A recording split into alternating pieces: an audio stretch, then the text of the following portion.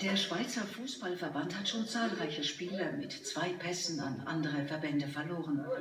Die Problematik ist nicht neu. Man geht recht locker damit um.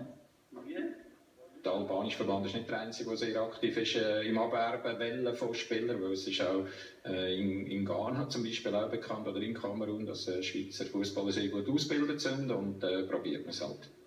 Mediensprecher Marco von A. betont, dass der Schweizer und der albanische Fußballverband ein gutes Verhältnis pflegen. Und doch gibt es auch Vorbehalte von Schweizer Seite.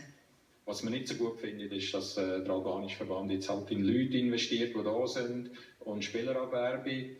Wir fänden besser, sie würden investieren in eine Ausbildung von jungen Fußballern, dass sie die selber ein bisschen mehr im Griff hätten, ein bisschen besser ausbilden oder noch besser und nicht müssten anderswo Abwerbeaktionen starten.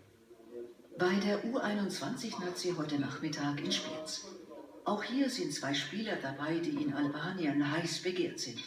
Florian Kamberi von GC und Florent Halaconai von den Young Boys. Während sich bislang vor allem Doppelbürger für Albanien entschieden haben, denen es für die Schweizer Nazi nicht reichte, werden Albaniens Bemühungen um jüngere Talente immer intensiver. Auch interessant für uns wäre U15, U16, U17 bis U21. Die jungen Spieler werden also immer früher unter Druck gesetzt, sich zu entscheiden. Sie wollen lieber keine Stellung dazu nehmen.